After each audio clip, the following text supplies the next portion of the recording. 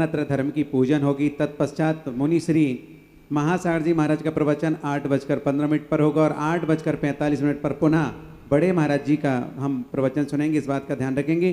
शेष कार्यक्रम की घोषणा हमको शाम को की जाएगी। आज दोपहर को तो जो कार्यक्रम हमारा चल रहा है 3 से 5 यथावत है। शाम को 5:40 से लिखा है ना, देखो आज शाम को लिखा है ना, अभी 3 से 5 लिखा है ना कार्यक्रम। बीच में क्या है? नहीं, आज थोड़ी है। आज आज परम पूज्य महासागर जी का प्रवचन 3 बजे से। तत्पश्चात तत्वार सूत्र की क्लास भी है महाराज जी। और इसके ऐसा है कि पहले महाराज जी का प्रवचन का होगा, फिर उसके बाद 3:45 से 4 के बीच में तत्वार सूत्र तो होगा 10वां अध्याय, लेकिन वो 3 बजे शुरू नहीं होकर के 3:45 4 बजे शुरू होगा।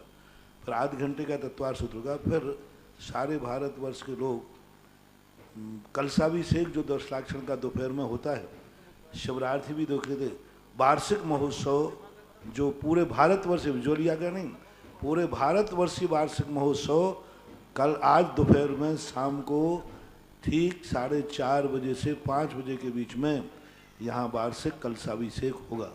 क्योंकि पूरे भारतवर्ष है, क्योंकि अभी सब घर में हैं, इसलिए इसको घोषित किया। हर मंदिर का अलग अलग होता था 14 को दोपहर में, इस बार पूरे भारतवर्षीय कलशाभिषेक आज दोपहर में 4:30 से 5 और 4 बजे से 3:45 से तत्वार सूत्र की क्लास पहले। परम पूज्य मुनि श्री के चरणों में आज उत्तम ब्रह्मचर्य धर्म के पावन दिवस पर नमोस्तु के साथ निवेदन। जय श्री ओम नमः सिद्धेभ्य, जय श्री ओम नमः सिद्धेभ्य, जय श्री ओम नमः सिद्धेभ्य। पंच परमेष्टि भगवान की, आचार्य श्री गुरुवर कुंद कुंद महाराज की, आचार्य श्री गुरुवर विद्या सागर महाराज की।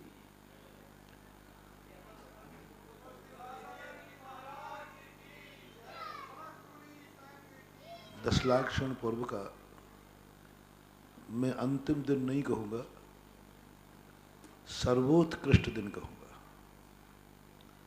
और आपकी पूजा में भी आए आकिंचन ब्रह्मचर्य फल सार। अंतिम दिन कहते ही लगता है कि जैसे हमने 9 दिन काटे हैं, गुजारे हैं, 9 दिन हमने कुछ पाया है। आज का दिन कलशारोहण का है, सर्वोत्कृष्ट ऊंचाई पर बैठने वाला है।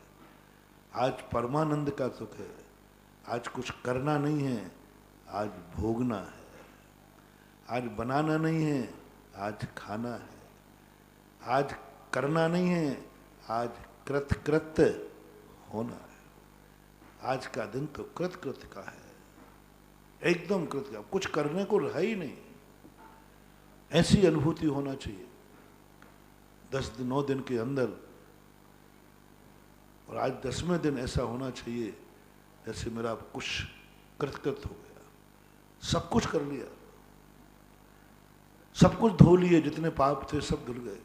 क्रोध भी धुल गया, मान भी धुल गया, मायाचार्य लोभ सब जितने थे, असंयम भाव जो थे, तप और त्याग ने खत्म कर दिए, आकिंचन ने।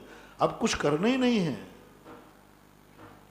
अब मात स्थिर प्रज्ञ होना है, अब मात ज्ञान योग में जाना है। मात बाहर का सब कुछ खत्म हो चुका है, अब मात अंदर जाना है। या तो कोरोना के डर से अंदर हो जाओ, और नहीं तो दशलाक्षण पर्व के उत्तम ब्रह्मचर्य में अंदर हो जाओ। इसमें अंदर हो गए, तुम भीतर जाओ, तुम भीतर जाओ। हम भीतर गए, हम भीतर गए। धर्म के कारण भीतर, अब कुछ करने ही नहीं। बाहर का तो सब आकिंचन ही खत्म कर दिया। अब कल के आगे के लिए कुछ उत्पन्न होना ही नहीं। अब तो मात अकेला हूं, अब तो मात एकाकी हूं, अब तो मात एक मैं अकेला बचा हूं संसार में। मैंने सबसे संबंध तोड़ दिए, किसको भोगूं? आकिंचन धर्म मनाने के बाद भोगने की बात भ्रष्टता है, धृष्टता है। क्योंकि जब आकिंचन में और त्याग में तुमने सब कुछ छोड़ दिया, जो अपने से भिन्न है उससे हमारा कोई संबंध नहीं। ना हम उसके भोगने में आएंगे, ना हम उसको भोगेंगे। क्योंकि पर का भोग, पर के भोगने में आना, ये दोनों ही के लिए तो ये दशलाक्षण पर्व आए थे। कि ये दोनों से बच जाओ। और एक एक चीज में पर वस्तुओं में स्थापित कर दिया अपन ने। दशलाक्षण के दो धर्म जो हैं बड़े व्यापक हैं। सत्य धर्म किसी का परिहार नहीं करता, ये सकारात्मक नाम है। क्षमा आदि नहीं, क्षमा किसी ना किसी विरोधी को स्थापित कर रहे हैं, कहीं ना कहीं विरोधी स्थापित है, और विरोधी के बचाव का नाम ही, जितने धर्म हैं सबका कोई ना कोई विरोधी है। उस विरोधी से बचना, उस विरोधी को अनुकूल बनाना, लेकिन सत्य का कोई विरोधी होता ही नहीं। सत्य वो महासत्ता है जो हमारा, असत्य है ही नहीं दुनिया में। अपन ने सत्य के दिन समझा था, असत्य तो हमारा भ्रम है। क्रोध हमारा भ्रम नहीं है, मान हमारा भ्रम नहीं है, मायाचारी हमारे भ्रम नहीं है, लोभ हमारा भ्रम नहीं है। वो तो क्रिया में देखा जा रहा है। तप में हमारी क्रिया देखी जा रही, कर्मों की नजरा हो रही। संयम में हम इंद्रियों प्राणी संयम दूसरों से बच रहे हैं। त्याग में स्पष्ट त्याग है, आकिंचन की बात कल कही थी। सत्य तो का विरोधी तो है ही नहीं, सत्य का विरोधी है ही नहीं दुनिया में। व्यवहार में झूठ आता है, परमार्थ में झूठ है ही नहीं। पूज्यवर कुंद स्वामी महाराज ने स्पष्ट उल्लेख किया, सत्ता सब पयत्था सब स्वरूपा अनंत पज्जाया भंगोपाद भुत्ता सब पड़ विवेक हवदी एक का। कहाँ है सत्य? असत्य कहाँ है? ये भ्रम है हमारा। ये हमारा भ्रम है कि हम असत्य, हमारी आंखों में मिथ्यात है, वस्तु मिथ्यात रूप नहीं होती, हमारी दृष्टि मिथ्यात हो जाती। वस्तु तो वस्तु है। दुनिया में जितनी वस्तुएं हैं सब गेय, विज्ञान का विषय है। हमारा ज्ञान मिथ्या होता है तो हमें वस्तु मिथ्या दिखती है, वस्तु कभी मिथ्या होती नहीं। कोई भी वस्तु दुनिया में जितनी है सब अपने आप में सत्ता, सत्ता सब पयत्ता सविस्व रूपा अनंत पज्जाया। जितने भी पदार्थ हैं सब अपनी अपनी सत्ता लिए हुए हैं, अस्तिमान है। और अस्तिमान पदार्थ अस्तित्वमान होता है, झूठा नहीं होता। अनंत पज्जाया, अनंत पर्याय भी है, पर्याय भी सत्य है। किसको असत कह दो? जो असत है वो भी सत्य है। व्यक्ति सापेक्ष है असत, वस्तु सापेक्ष नहीं है असत। दृष्टि सापेक्ष है असत, क्रिया सापेक्ष नहीं है असत। हमारी दृष्टि में वो गलत है।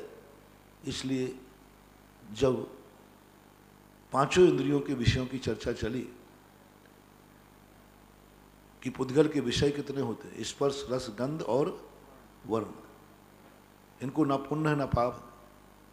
सीधा पाप कह देते, पुण्य कह देते नहीं। ये दृष्टि सापेक्ष है, ये पुण्य पाप होते ही नहीं। और दुनिया में स्पर्श रस गंध वर्ण के अलावा क्या है? जो कुछ भी अपन को देखने में आ रहा है सब स्पर्श रस गंध वर्णवंता पुद्गला, पुद्गल ही देखने में आ रहा है। और उसके लिए सत्य स्वीकार कर लिया उन्होंने, आगम ने। तुम्हारी दृष्टि में असत्य है, तुम्हारे लिए असत्य है, तुम्हारे लिए झूठा है, तुम जानो। दुनिया में झूठा नहीं है। हम झूठा बोल सकते हैं कि एक किताब है, लेकिन क्या कई किताब हो गई? वस्तु तो जो है सो रहेगी। हमने बोल दिया कि ये किताब है, सब लोग किताब देखो। झूठ बोल सकता हूं मैं, मेरी दृष्टि है, मेरा वक्ता का अभिप्राय है। सभी धर्मों में सत्य एक ऐसा, असत्य एक ऐसा है जो वक्ता के अभिप्राय पर आधार है। वस्तु में कभी असत्य नहीं होता, वस्तु तो वस्तु होती है। पंचाशतिका एक बहुत महान ग्रंथ है, लोग उसको ज़्यादा पढ़ते नहीं हैं। यदि पंचाशतिकाय पढ़ के समय सार पढ़ें तो समय सार से शायद अन्याय नहीं कर पाओगे। व्यक्ति को पहले पंचाशतिकाय पढ़ना चाहिए, फिर प्रवचन सार पढ़ना चाहिए, उसके पहले पढ़ना है तो 12 अनुपेक्षा पढ़ना चाहिए। क्रम है पूज्यवर कुंद की साहित्य। कुंद भगवान ने एक कोर्स तैयार किया था। सबसे पहले उन्होंने 12 अनुपेक्षा दी। 12 अनुपेक्षा के बाद समय पंचाशतिकाय पढ़ना चाहिए, फिर प्रवचन सार पढ़ना चाहिए, फिर समय सार पढ़ना चाहिए। 2 ग्रंथ और रह गए, अष्टपाहुड़ और नियमसार, नियमसार पहले भूल गया मैं, पहले पारायणुपेक्षा, फिर नियमसार, फिर पंचास्तिकाय, फिर प्रोचनसार, फिर समयसार, अब 2 रह गए, अष्टपाहुड़ और भक्तियां। अष्टपाहुड़ जो है ये सब पढ़ने के बाद फिर पढ़ना, क्योंकि उसमें 200 पर दृष्टि दी गई है। सारी दुनिया के विचित्र कथन है, यदि हम पढ़ने के बाद फिर पढ़ेंगे तो हम निष्पक्ष हो सकेंगे। और भक्तियां हमारे लिए मंगल रूप है, हमारी इष्ट की सिद्धि के लिए। तो इस प्रकार से पंचास्तिकाय में जब कहा कि उन्होंने कहा तुम किसको असत्य कह रहे हो, सत्य का कभी उत्पाद नहीं होता, असत का कभी, सत्य का कभी विनाश नहीं होता, असत का कभी उत्पाद नहीं होता। इसलिए दुनिया में जो है वस्तु सत्य त्रिकालिक है, वस्तु सत्य, दृष्टि सत्य नहीं कह रहा हूं। ये जो कठिन वचन मत बोल, पर नंदार झूठ चल सात जवाहर खोल, जगवादी सतवादी जग में शुरू, ऐसे आप पूजाओं में पढ़ते हैं। ये सब व्यक्ति सापेक्ष है। कठिन वचन गलत ही है, सो बात नहीं, मां बोलती है तो कठिन नहीं है, कठिन होते ही नहीं कोई, कठिन भी सत्य है। इसलिए उस विहंगम दृष्टि को हमने सत्य धर्म के दिन समझा था कि एक यदि हम विहंगम दृष्टि बना लें, महासत्ता की तरफ चले जाएं, तो सत्य दुनिया से गायब ही मिलेगा। जो देखोगे सब सत्य दिखेगा। वस्तु सहावो धम्मो, इसी का नाम। और वस्तु जब स्वभाव में है तो तुम विभाव कहने वाले कौन होते? स्वभाव है, हर चीज का स्वभाव है। बिच्छू का स्वभाव डंक मारना है, उसे तुम विभाव क्यों कहते? तुम्हारे लिए बुरा है, बिच्छू से पूछो, बिच्छू से पूछो कि वो डंक मारना अच्छा है कि बुरा, वो कहता अच्छा है। अब तुम्हारे लिए बुरा है तो ये व्यक्ति सापेक्ष है, वो तो उसका स्वभाव है, स्वभाव कह दिया गया। सांप का स्वभाव जहर है, पापी का स्वभाव पाप नहीं करेगा तो क्या पुण्य करेगा? पापी का स्वभाव क्या है? पापी का पहले टाइटल दो, पहले उसका पदार्थ नाम समझो। और जब पदार्थ में हम उसको पापी कह रहे हैं तो पापी का स्वभाव क्या है? पाप करना। क्रोधी का स्वभाव क्या है? क्रोध करना। मानी का स्वभाव क्या है? मान करना। जितने भी हैं सबको यदि हम टाइटल फेस कर दें और फिर उसका स्वभाव समझें तो हमें वस्तु सब स्वभाव में दिखेगी, सब शत्रुप प्रतीत होगी वाकई। और आज दूसरा धर्म वो 10 लाख क्षण के मध्य में था जिसमें विहंगम दृष्टि थी, इतनी विहंगम थी। सब जानो, हर चीज को जानो, तुम्हें सत्य नजर आ जाएगा।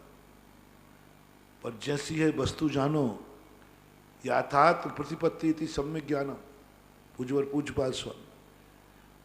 तुम नहीं देखो अपनी दृष्टि से, सत्य ये नहीं कह रहा है कि तुम कैसा देखते हो, सत्य ये कह रहा है याथात प्रतिपत्ति इति सम्यक ज्ञानम। जैसी वस्तु है वैसी जानना है कि जैसी हम जानना चाहते हैं वैसी जानना है। तो वस्तु जैसी है, इतनी विहंगम दृष्टि कर लो कि सारा 3 लोग जैसा है हम वैसे ही जानेंगे, आपको सत्य का दर्शन हो जाएगा, कहीं आपको असत्य मिलेगा ही नहीं। पर वस्तु जैसी है। पापी कैसा है? पाप कर रहा है क्योंकि उसका स्वभाव है। नरक जाने वाला है तो क्या पुण्य करके जाएगा? पाप करके जाएगा। आप नरक टाइटल बनाइए। मार्गणाएं सत्य हैं, मार्गणाएं सत्य हैं। एक भी मार्गणा को असत्य मार्गणा नहीं कहा। मैंने पहले ही कहा था, सिद्धांत ग्रंथ में हे और उपादेय नहीं होता।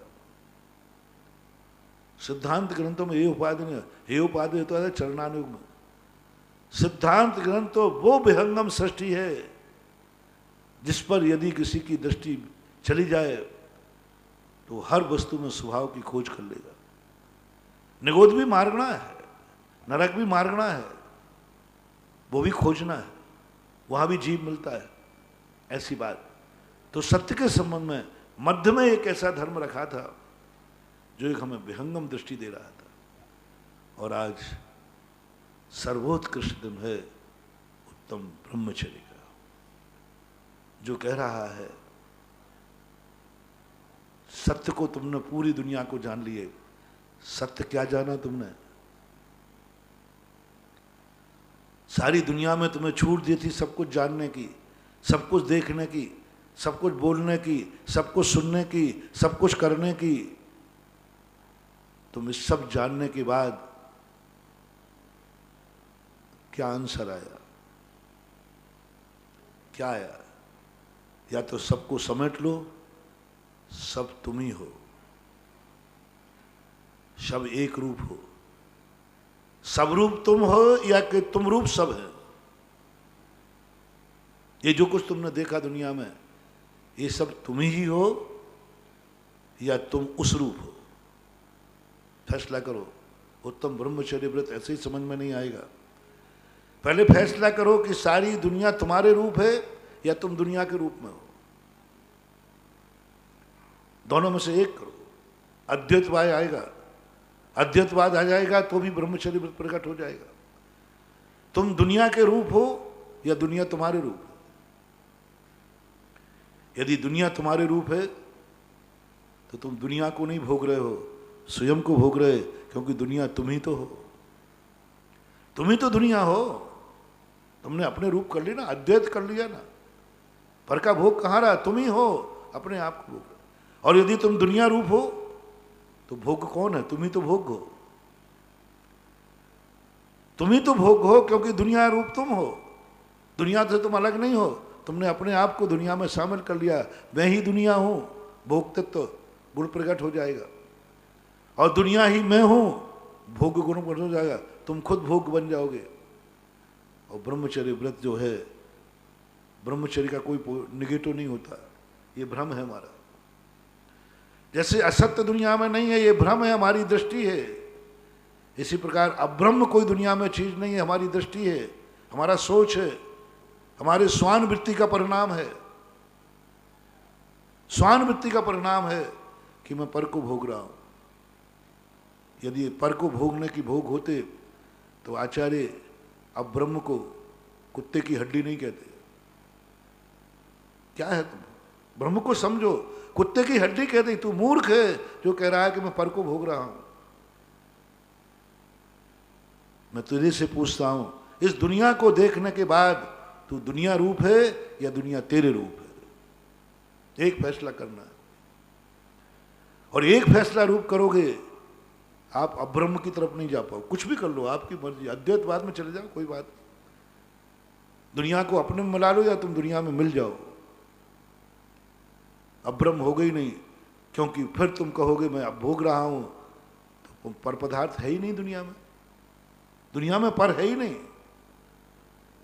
सर्वोत्कृष्ट हमारे यहां भी महासत्ता कहा।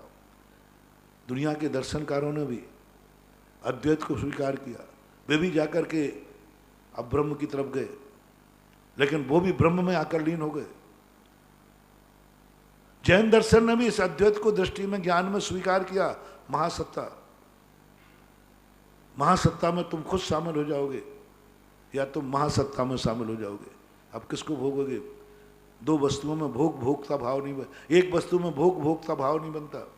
पूज्य विद्यानंद जी महाराज ने श्लोक वार्तिक में कहा, क्षणिकवादी का खंडन करते हुए, एक समय में कारण कार्य की व्याख्या नहीं बनेगी, और एक समय में बनाना पड़ेगा तो दो लाना पड़ेगा। तुम्हारे यहाँ तो एक ही है, हमारे यहाँ एक समय में कारण कार्य की व्यवस्था बनती है।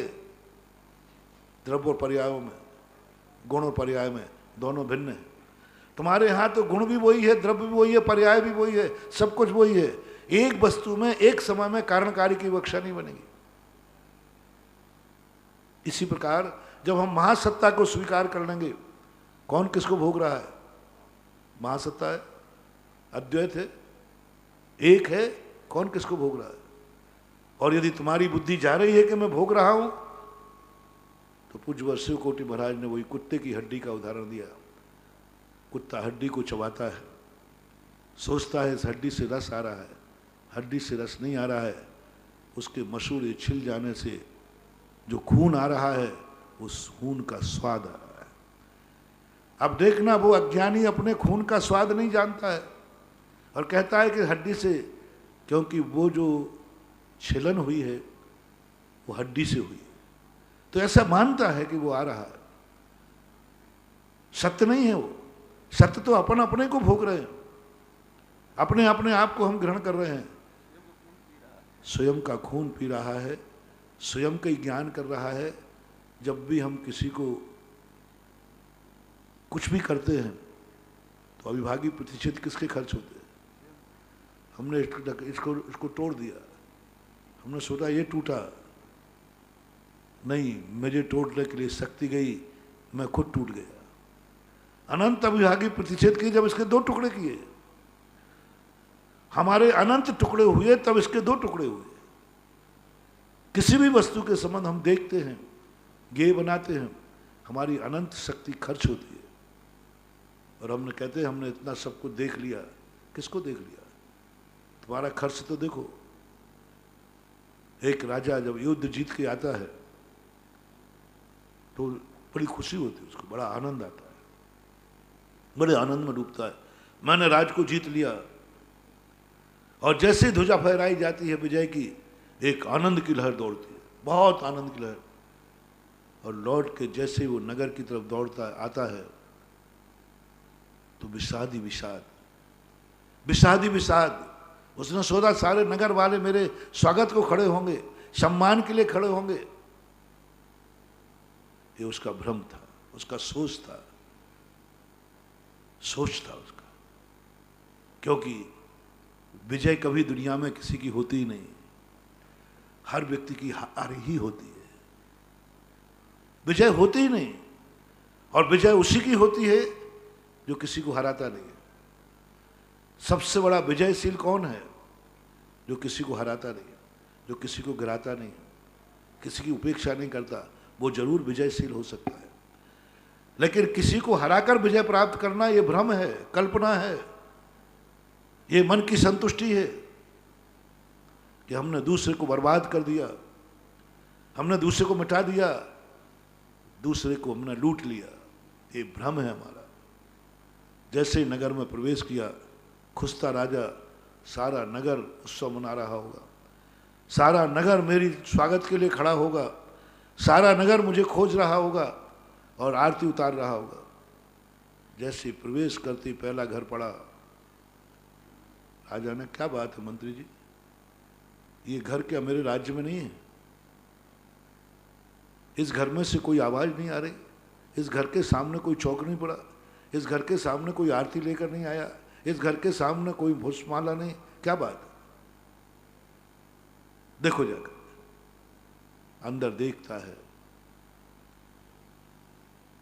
एक माँ रो रही थी, एक स्त्री रो रही थी, एक बच्चे बिलख रहे थे। मंत्री ने लाकर के पकड़ के खड़ा किया। राजा ने पूछा, क्यों, तुम्हें मेरी विजय का सुख नहीं है? आपको मेरी विजय का आनंद नहीं है? आप मेरी विजय में खुशी नहीं हो? हमारे राज्य में रहकर राजा की विजय नहीं चाहते हो? मां ने हाथ जोड़े, राजन, राजा बड़ा है या बेटा? राजा बड़ा है बेटा?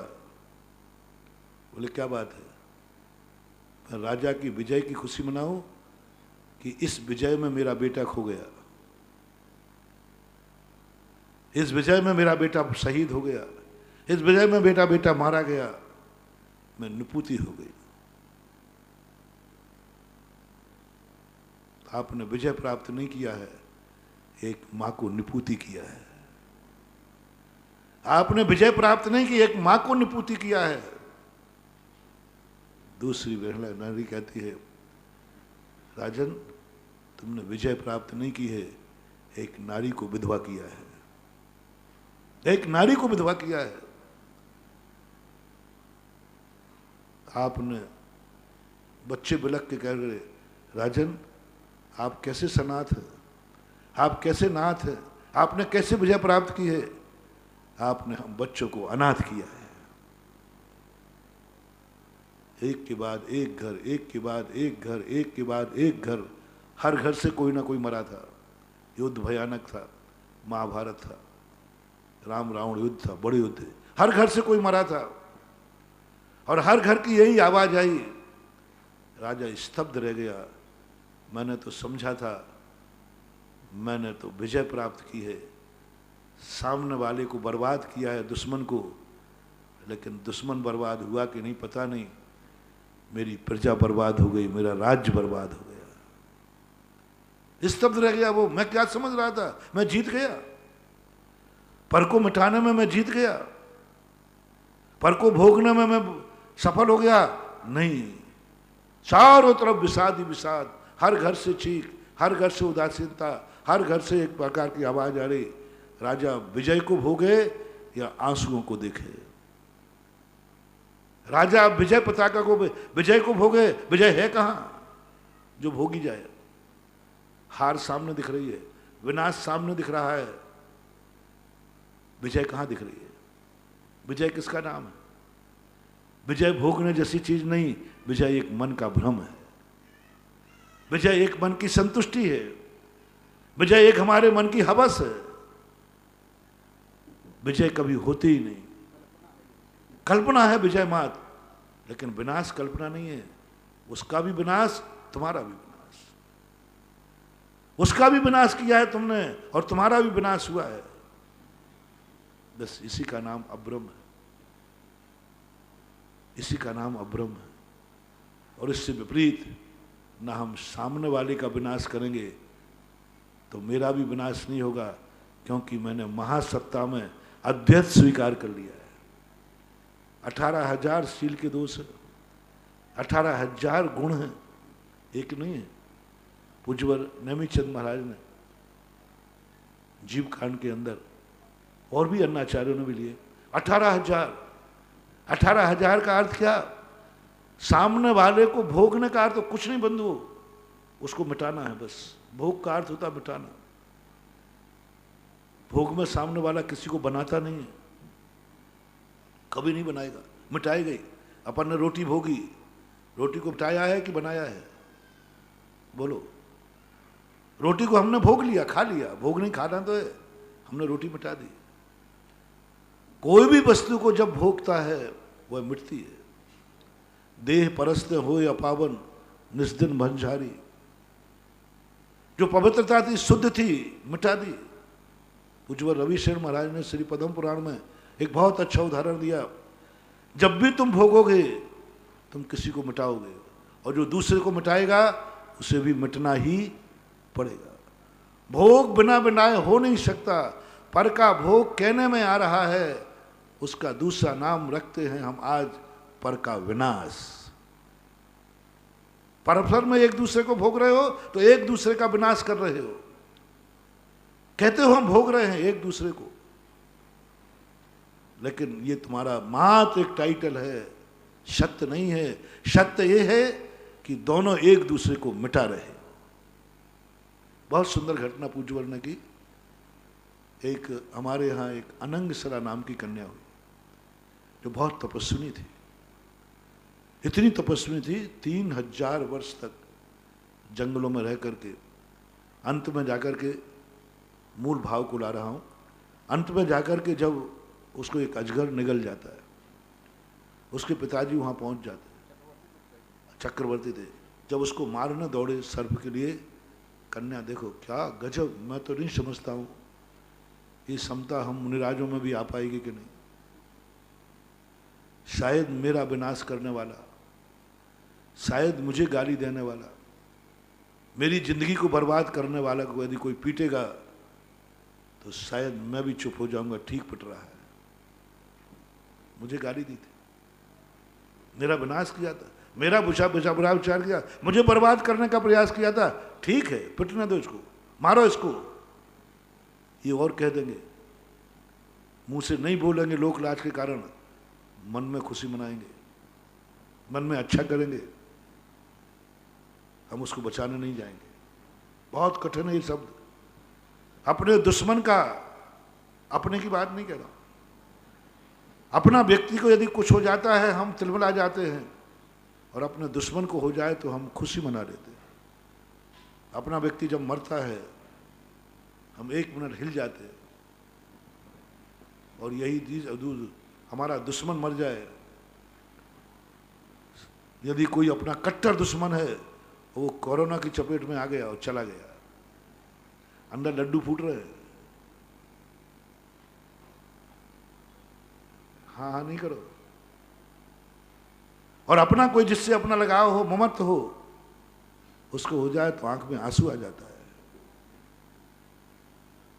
पेपर पढ़ते हैं आप लोग, भोजन चाय नाश्ता करते हुए कितनी दुर्घटनाएं, परिवार के परिवार मर गए, फलानी गाड़ी का एक्सीडेंट हुआ, कोई भी नहीं बचा, चाय की चुस्की लेते रहते, पढ़ते रहते, कोई फर्क नहीं पड़ा, कोई फर्क नहीं पड़ा। प्रतिदिन पेपर रंगे रहते, किसने पेपर पढ़ते पढ़ते चाय छोड़ दी, रसगुल्ला छोड़ दिए, नाश्ता छोड़ दिया, आंखों में आंसू बहा दिए। प्रतिदिन कहाँ तक बहाओगे आंसू? उसी में किसी दिन आ जाए कि फलाने नंबर की गाड़ी इतने बजे इस रोड पे जा रही थी और फलानी कंपनी गाड़ी थी, अरे वहाँ पर हमारा व्यक्ति वहाँ निकला था, वहीं पहुँचा होगा, इतना टाइम लगा, और वही कंपनी है, सब कुछ है, और कलर और ही दिख गया फोटो में। अब तुम्हारी चाय पियोगे, नाश्ता करोगे, आंसू की धारा लग जाएगी। तुम हिंसा से दुखी हो कि अपने से दुखी हो? तुम्हारा कुछ गया है इसलिए दुखी हो कि वो मर गया है इसलिए दुखी हो? फैसला करो। कोई मर गया है इसलिए दुखी हो कि तुम्हारा कुछ स्वार्थ मर गया है इसलिए दुखी हो? स्वार्थ मर गया है, समझने का प्रयास करो। हमारा था, ममत्व था, मेरा बेटा था, मेरा भाई था, मेरा भगत था, मर गया। आपको हिंसा से कोई मतलब नहीं, कोई मतलब नहीं। प्रतिदिन इससे बड़े बड़े भयानक मौतें हुई, हमारे कुछ फर्क नहीं पड़ा, कुछ भी फर्क नहीं पड़ा। संसार की सबसे बड़ी कमजोरी है। अपन समझते हैं कि महाराज हमसे दुख नहीं देखे जाते, पाखंड मत करो, तुम बराबर निर्दयी कोई नहीं है, तुम बराबर कोई निर्दयी नहीं है। और कह रहा महाराज हम दयालु, हम किसी के दुख नहीं देख सकते। अरे किसी के दुख नहीं देख सकते कि अपनों के दुख नहीं देख सकते? और अपनों का दुख तो शेर भी नहीं देख सकता, अपनों का दर्द तो बिल्ली भी नहीं देख सकती। बिल्ली उन्हीं जबड़ों से जब अपने बच्चे को पकड़ती है और उन्हीं जबड़ों से जब चूहे को पकड़ती है, दुख से कहाँ प्रभावित है?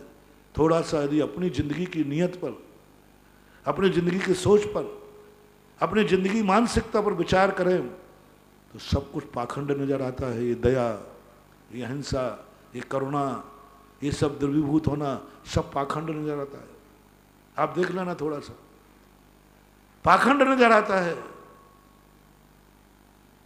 ये गे गया एक दृष्टि से पेपर पढ़ो, अपने की गाड़ी हो या पराये की गाड़ी हो, अपना मरे या पराया मरे, एक न्यायिक दृष्टि लाके दिखाओ।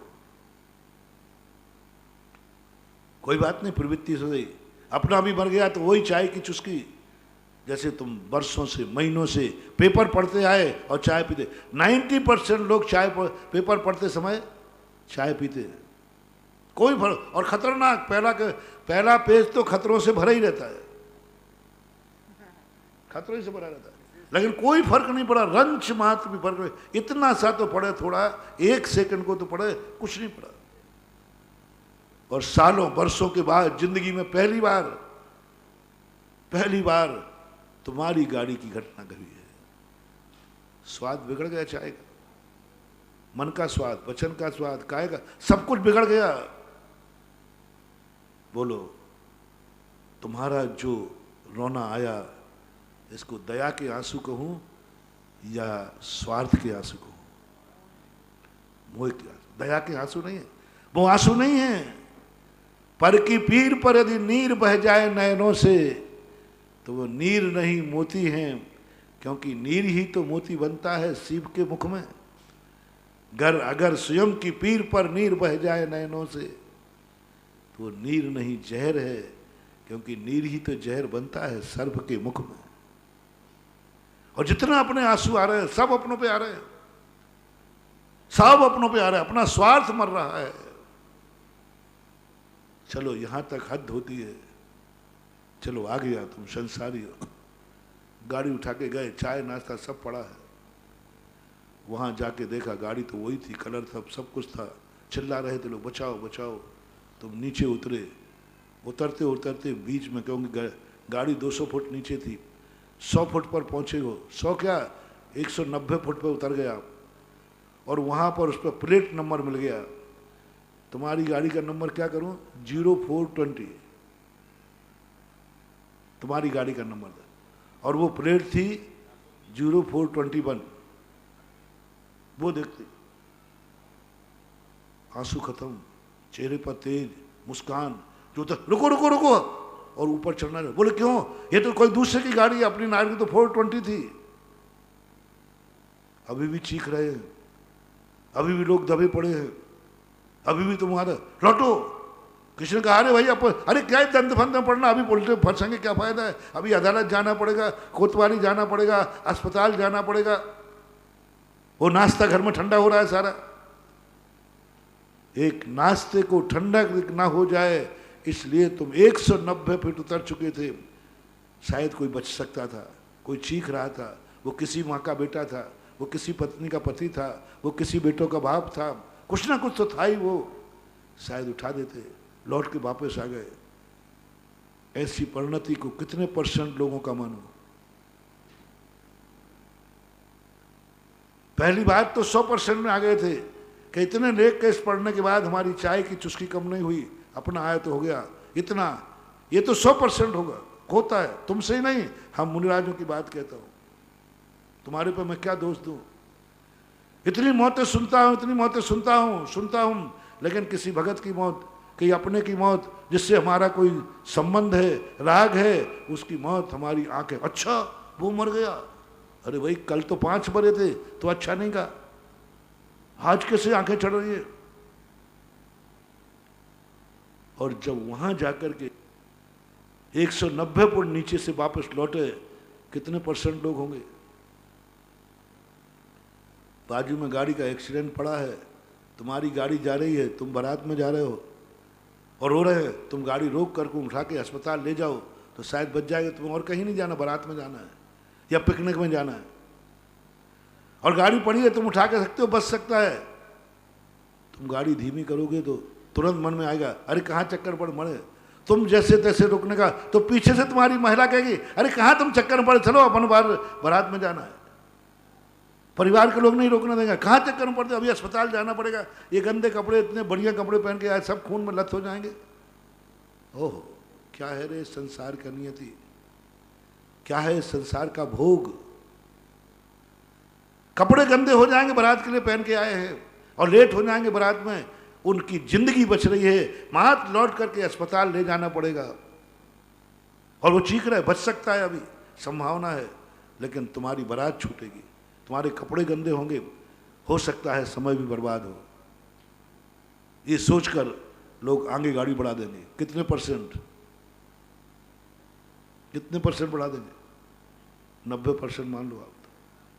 10% तो अभी भी इंसान हैं, 10% तो अभी भी पारसनाथ के वंशज हैं, 10% तो अभी पारसनाथ के भक्त हैं, कि पारसनाथ अपने घूमने जा रहे थे लेकिन नाग नागिन को बचाने के लिए कूद पड़े हैं, अभी है। लेकिन 90% लोग हैं।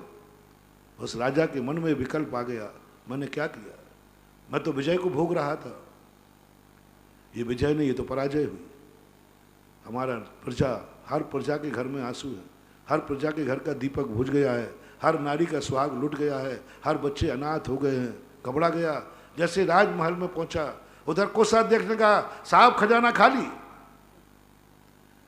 और प्रजा ने कहा साहब अब कमाने वाला नहीं रहा, हम बर्बाद करके आए हैं किसी को, हम बर्बाद करके आए किसी को। अद्वैतवाद है, अद्वैतवाद, महासत्ता। जब हम सब एक ही हैं तो हमने किसको बर्बाद किया। अब देखो वहां राजमहल में गए और सारी जनता ने कहा, जनता से टैक्स लो, जनता ने कहा साहब कमाने वाला मर गया, जितने कमाने वाले थे घर में महिलाएं बची, कमाने वाला मर गया। मंत्री ने जवाब दिया, प्रत्येक जनता कह रही साहब कमाने वाला नहीं, टैक्स क्या दूं, खेती करने वाला नहीं, व्यापार करने वाला नहीं। उधर कोषाध्यक्ष कहते साहब खजाना पूरा खाली हो गया, कहाँ गया खजाना, बोले युद्ध में, दूसरे को बर्बाद करने में। कहीं से भी खुशी की नजर नहीं आई, आत्म मन से मात्र एक आनंद की लहर। बंधुओं, भोग ऐसा ही आनंद की लहर है जैसे एक राजा सब कुछ दूसरे को मिटाकर स्वयं मिट जाता है और फिर भी कहता है मुझे विजय का आनंद आ रहा है, सब कुछ मिटा करके। जब जब तुम किसी को भोगोगे या तुम किसी के भोगने में आओगे, मिटना ही है, मिटाना ही है। बड़ी कन्या थी, ऐसी अलौकिक शक्ति उसने पाई थी कि जिस समय वो उसको हवा टकरा के गिर जाए ना, वो मर गई। मर करके बताते विशल्या हुई। तो विशल्या इतनी महान शरीर था उसका कि हवा टकरा के बह जाए तो रोग दूर हो जाए। आज यदि विशल्या जैसी नारी होती तो कोरोना की मजाल नहीं थी जो यहाँ भारत में प्रवेश कर जाती, इतनी ताकत। आज जिस कोरोना के लिए सारी दुनिया दवाई बना रही है, हमारी विशल्या यदि अकेली होती तो ये कोरोना की मजाल है जो प्रवेश कर जाती, उसकी हवा से कोरोना भाग जाता। ऐसी ताकत थी, कितनी बड़ी ताकत। देखो, जो विज्ञान दवाई नहीं बना पाए, औषधि नहीं पा पाए, वो हमारी एक नारी के अंदर थी। कितनी बड़ी शक्ति होगी। इस शक्ति को आप छोटी मोटी मान रहे हो? आज यदि कोई हमें कोरोना के मिटने की दवाई बना देता है तो वो कितना बड़ा उपकारी है, कितनी बड़ी ताकत है।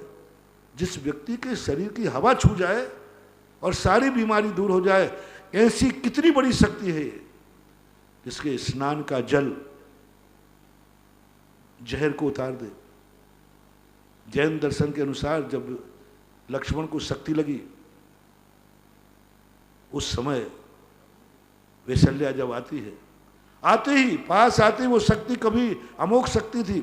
वैष्णव दर्शन, दूसरे दर्शन, जैन दर्शन में थोड़ा निवारण का उपाय अलग अलग है।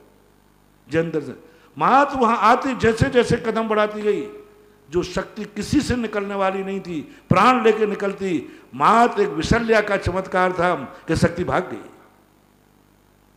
कितना बड़ा चमत्कार था, कितनी बड़ी सागत थी। ये तो हुआ एक पक्ष, ये तो हुआ ताकत, अतिशय शक्ति। ये कुंवारी थी, ये कुंवारी थी। जिस समय पुण्य बांधा उस समय भी कुंवारी थी। 3000 वर्ष तक कुंवारी रही, 3000 वर्ष तक बाल ब्रह्मचारिणी रही, ब्रह्मचर्य व्रत का पालन किया 3000 वर्ष तक। उसका परिणाम ये हुआ कि उसका इतना will power, strong will power इतना था कि सांप के मुख में भी वो धर्म को नहीं छोड़ा। और यहाँ जन्म लिया तब भी जन्म में जन्मांतरों तक कोई चीज जाती नहीं है बताते, लेकिन गई और वहां जाकर के कर्म तो जाता है, लेकिन शरीर ज्यों का त्यों औषधि बना रहे, औषधि बन गया। जब दूसरा प्रसंग ये बात आई गई, आगे जब पढ़े, मथुरा नरेश ने अयोध्या के ऊपर आक्रमण करने की सोची, और मथुरा भी अयोध्या की राज सीमा के अंतर्गत आती थी। तो मथुरा पर युद्ध करने की बात की तो लोगों ने कहा देखो मत छोड़ो यहाँ पर अयोध्या को, वहाँ राम जैसे योद्धा हैं, लक्ष्मण जैसे शत्रुघ्न, और तुमने सुना नहीं कि उनके पास एक ऐसी नारी है, एक ऐसी नारी है जिस नारी को कितना भी तुम कोई शस्त्र चला देना उसके आते हुए सब भाग जाता। देखो ना, रावण ने अमोघ शक्ति चलाई, किसी से दूर नहीं हो सकती थी, वो नारी वहां पहुंच गई, दूर हो गया।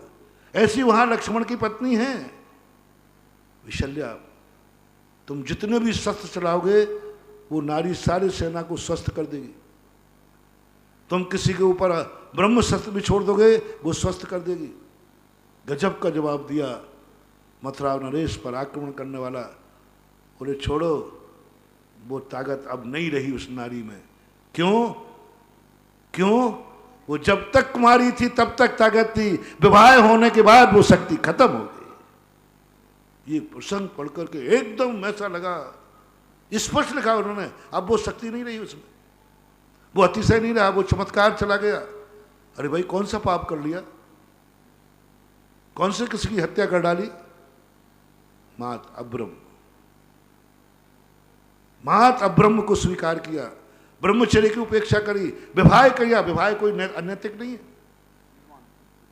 विवाह कोई अनैतिक नहीं है आपकी दृष्टि से, सामाजिक दृष्टि से। अभी मैं कर्म सिद्धांत की दृष्टि बता रहा हूं। समाज की दृष्टि से विवाह अनैतिक नहीं है, लेकिन विवाह करने मात्र से सिद्धांत ग्रंथ कहता है तुम्हारी जो शक्तियां थी उसकी बलि चढ़ाना पड़ेगी, तब तुम विवाह करोगे। और उस कन्या की जो मांगलिकपना था, जो शुभ था, जो एक आरोग्य बनने की शक्ति थी, वो खत्म हो गई। विचारणी नहीं थी, एक पत्नी बता थी, शादी की, विवाह किया, लेकिन जैसे उसने ब्रह्म को अपनाया तैसे ही कितना बड़ा बलिदान करना पड़ा। यानी पर वस्तु को भोगने में, जो मैं मूल प्रसंग कह रहा हूं, अपन समझ रहे हैं कि मैं पर वस्तु को भोग रहा हूं, नहीं, अपनी एक बहुत बड़ी अमूल्य शक्ति नष्ट हो रही है। विसल्या समझ रही है कि मैं लक्ष्मण को भोग रही हूं, लेकिन भोग नहीं रही। हर कन्या शादी करते समय यही सोचती है मैं एक पुरुष को भोगूंगी, नहीं, तुम अपनी अनंत शक्ति खो दोगे। उस विसल्या ने इतनी बड़ी शक्ति खोई, तब एक क्षण का सुख मिला, एक क्षण का सुख मिला, जो कुछ भी मिला जिंदगी में, लेकिन ताकत कितनी थी, पूरे जन्म जन्मांतर की सारी शक्ति खोना पड़ी, तब कहीं जाकर के वह एक पत्नी का रूप स्वीकार करती है। इसलिए पत्नी बनना 3000 वर्ष की साधना खोना पड़ी, 3000 वर्ष की साधना, एक अब्रह्म में, सिद्धांत ग्रंथ के अनुसार एक उसके अनुसार। यानी आप विचार कर रहे हैं, जब जब आप पर वस्तु को भोगते हैं, तब तब आपकी भव भवांतर की संचित की हुआ पुण्य नष्ट होता है। अब वो कोई भी पर वस्तु हो, मैंने इसलिए पहले ही कह दिया, इतनी विहंगम दृष्टि लो कि एक रूप आ जाए। और एकता का अर्थ होता है, हर दर्शनकार ने कहीं ना कहीं किसी ना किसी रूप में अद्वैतवाद को स्वीकार किया है। अन्य दर्शनकारों ने सृष्टि को अद्वैत कर दिया, जैन दर्शन ने दृष्टि में अद्वैत कर दिया। महासत्ता क्या है? उन्होंने पदार्थों को अद्वैत कर दिया, सब पदार्थ एक है। जैन दर्शन ने दृष्टि में कहा मान लो सब एक है, दृष्टि में अद्वैत आना पड़ा, सब एक है, महासत्ता और कुछ नहीं है। और ये क्यों किया गया? ये क्यों आया ये अद्वैतवाद? क्या जरूरत थी इस अद्वैतवाद को? जब पृथक रूप से हमें वस्तुएं अलग दिख रही हैं, तो क्या अन्नमतावलंबी जानते नहीं है कि सब वस्तु पृथक दिख रही है? फिर भी अद्वैत की कल्पना करना पड़ी। जैन दर्शन तो सब जानता है कि हर वस्तु स्वतंत्र है, फिर इन्होंने महासत्ता की स्थापना क्यों की? मैंने चिंतन किया, क्या जरूरत पड़ गई थी इनको? जब प्रत्येक क्षेत्र अलग अलग है, तो अद्वैत महासत्ता करने की क्या जरूरत पड़ी? सबको एक बराबर दृष्टि से देखो। आज वो चिंतन का रहस्य खुला। द्वैत माने में ब्रह्मचर्य नहीं, अब ब्रह्म पनपता है। जब जब द्वैत मानोगे ब्रह्मचर्य व्रत खंडित होगा, और जब जब अद्वैत मानोगे ब्रह्मचर्य व्रत पलेगा। मात्र इसीलिए अद्वैत लाए गए। अन्य दर्शनकारों ने कौन किसको क्या भोग रहा है, कौन किसको मार रहा है, कृष्ण जी ने अर्जुन से कहा क्या पढ़ रहे हो? यदि ज्ञान योग में तुम्हें ये बात को आ जाए और कर्म योग में एक बात आ जाए, कर्म योग में भी अद्वैतवाद आएगा तभी लड़ पाओगे। अद्वैतवाद का उपदेश दिया कृष्ण ने अर्जुन को, तब गांडीव धनुष उठा पाए। इधर ज्ञान स्थित प्रज्ञ भी जब अद्वैतवादी बन जाते हैं तभी वैराग होता है। कौन किसको मिटा रहा है? वो राजा ने दीक्षा ले ली, मुझे अब ऐसा राज्य नहीं करना, मुझे लग रहा था कि मैं जीत के आया हूं, यहां तो सब कुछ खो के आया हूं, खो के आया हूं। वो राजगद्दी पे गए ही नहीं, विजय के दिन ही दीक्षा हो गई। ऐसे ही सब वैरागी व्यक्ति जब संसार को भी हंगम दृष्टि से देखता है कि मैंने किसको मारा, अपने को तो मारा है, मैं ही तो मर गया, मैं ही तो लुट गया। ब्रह्मचर्य व्रत का यदि पालन करना है तो अद्वैत लाना पड़ेगा, स्त्री और पुरुष का भेद मिटाना पड़ेगा। स्त्री पुरुष एक नहीं हो सकते। यदि स्त्री को स्त्री मानोगे भ्रष्ट होगे, पूजाएं पढ़ोगे, संसार में विश्वेल नारी तज गए जोगीसुरा। आज ब्रह्मचर्य व्रत कहता है अभ्रम कहीं है ही नहीं, तुम्हारा भ्रम है, तुम्हारा सोच है, तुम्हारी दृष्टि है, पर्याय दृष्टि है। जो कुछ भी तुम अभ्रम कर रहे हो, द्वित्व में कर रहे हो। अभ्रम द्वित्व में आता है, ये स्त्री है, मैं पुरुष हूं, भोगने का भाव आएगा। अब कौन किसको भोग पाएगा, ये निर्णय छोड़िए। जो जिसका बलवान होगा वो उसको भोगेगा। स्त्रियां भी भोगती हैं, पुरुष भी भोगते हैं, दोनों एक दूसरे से बलात्कार करते हैं। विदेशों में आप देखो, स्त्रियां पुरुषों का अपहरण करके ले जाती हैं, पुरुषों को बंदी बना करके उनके साथ भोग करते हैं। पुरुष ही नहीं, स्त्रियां भी होती है। सब काम वासना दोनों के अंदर बराबर होती है और दोनों उसके लिए, और लेकिन दोनों एक दूसरे का भाव न कर रहे हैं। मैंने पुरुष को भोगा, पुरुष कहता मैंने स्त्री को भोगा, क्योंकि दोनों एक दूसरे को दो मानते हैं। दोनों को एक कर लीजिए। ब्रह्मचर्य व्रत कहता है थोड़ी अंतर्दृष्टि लाइए, दोनों की आत्मा एक है। ये तो पर्याय है, ये तो भेद है, ये तो पुद्गल का परिणमन है। ये जो स्त्री और पुरुष दिख रहे हैं, ये तो पुद्गल का मायाचार है, ये तो परद्रव्य का मायाचार है, ये तो परद्रव्य है। थोड़ी सी विहंगम दृष्टि, स्त्री और पुरुष आत्मा नहीं होती, पुद्गल होता है। पुद्गल एक परिणमन है, ये पुद्गल की पर्याय है जिसको तुम भोग रहे हो। स्त्री वेद को नहीं भोग रहे हो, स्त्री के शरीर को भोग रहे हो। पुरुष को नहीं भोग रहे हो, पुरुष वेद को नहीं भोग रहा है, पुरुष वेद के शरीर को भोग रहे हो। और शरीर किसकी पर्याय है, पुद्गल की पर्याय है। पुद्गल की पर्याय को हम भोगने की बात कर रहे हैं। भोगोगे तो, क्योंकि तुम्हारी दृष्टि में भेद दृष्टि है, पर दृष्टि है, इसलिए महासत्ता के ऊपर आने की बात कही कि महासत्ता को तुम स्वीकार कर लो। और जैसी तुम्हारी महासत्ता आएगी, तुम अपने आप कहोगे किसको भोगूं, स्त्री तो मैं ही तो हूं। इसलिए आत्मा नपुंसक लिंग है, न स्त्री है न पुरुष है। चौथा वेद था नहीं तो वो बन जाता। आत्मा को कहा ना तो स्त्री है ना पुरुष है, अपने आप को नपुंसक वेदी मान ले। आत्मा नपुंसक वेदी है, कुछ करती नहीं है, करना धरना है ही नहीं उसको। करने धरने वाला ही है दृष्टि, करने धरने वाला है सारा का सारा हमारा उपयोग। और ऐसी विहंगम दृष्टि, जो वो 8000 शील के जो व्रत कहे गए, उन्होंने बहुत गजब किया है। कुछ नहीं, 18,000 कुछ नहीं, थोड़ा सा गड़े थे वो। मन वचन काय, मन से वचन से काय से तुम पर को भोगने का भाव कर रहे हो। काया से नहीं, मन से भी। बहुत सारे लोग काया से ब्रह्मचारी रहते हैं, लेकिन मन वासना से भरा रहता है।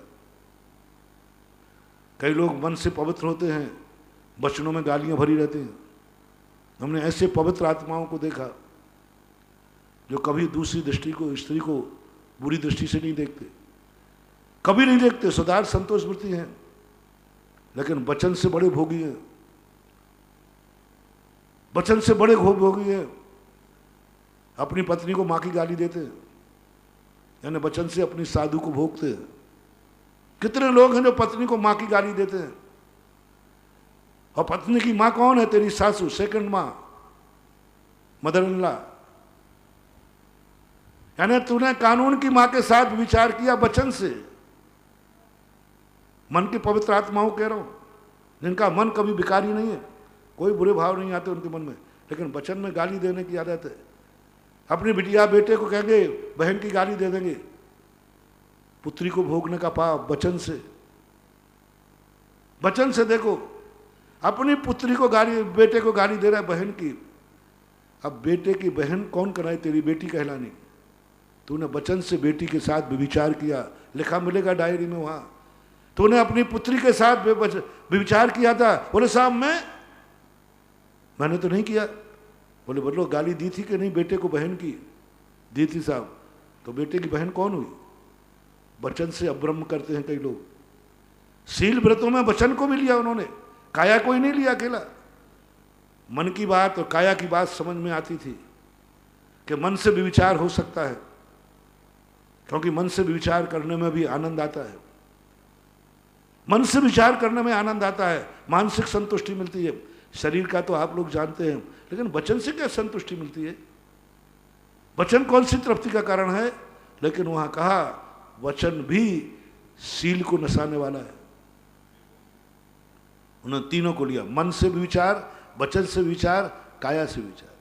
मन वचन का है। फिर बाद में उन्होंने कहा कृत कार्य तन्मोदना, इनका परस्पर में गुणा करो। फिर उन्होंने 4 संज्ञाएं ली, अकेली मैथुन संज्ञा नहीं ली। तो 3 का 3 में गुणा करा, कितना हुआ भाई? 9। अब आ जाइए 4 संज्ञाएं। 4 संज्ञाओं में देख ले, गजब, शील के व्रत की बात कर रहे हैं, अब्रह्म की बात कर रहे हैं पूज्यवर, और आहार संज्ञा को ले रहे हैं, भय संज्ञा को, मैथुन परिग्रह संज्ञा को। अकेली मैथुन संज्ञा लेना चाहिए? नहीं, 4 संज्ञाओं को उन्होंने गर्भित किया। बोले ये 4 संज्ञाएं सब मैथुन के लिए हैं। आहार किस लिए कर रहा है? सुस्वादिष्ट। आहार किस लिए कर रहा है? आहार संज्ञा किस लिए है? कहीं ना कहीं से इंद्रियों की पुष्टि करेगा। भय, क्यों डर रहा है? कहीं मेरा चला नहीं जाए। परिग्रह तो है ही सीधा का सीधा। तो उन्होंने 4 को लिया। 9 चौक 36। 36 के बाद फिर उन्होंने कहा कि इसमें 36 हो गए। अब 36 के बाद क्रोध, मान, माया और लोभ। कभी क्रोध में आकर के गाली देता है, कभी क्रोध में आकर करता, कभी मान में, कभी माया में। जितने राजा थे ये भोगी नहीं थे। मान के लिए वो स्त्री चाहिए है, लड़ो युद्ध। भोग की सामग्री की कमी नहीं थी। एक मन, मान, महंकार। रावण क्यों मरा? वो जान रहा था, सब जान रहा था, 16,000 रानियां थी। राम मान है, मैं कैसे लौटा दूं? मायाचारी, सबको मालूम है। लोभ, इन 4 का 36 का 144। उसके बाद 10 धर्मों का कर दीजिए धर्म, और 10 धर्मों के बाद पृथ्वी काय आदि 10 का और कर दिए, सब 18,000 हो जाते। कहीं गुणा में चूक रहे हो। 18, 10 धर्मों का कर दीजिए। 10 धर्मों को जो पालन करता है वो 18,000 शील के गुणों में आ जाता है। और इनकी आराधना करता है 10 की, तो वो कुशील में आ जाता है।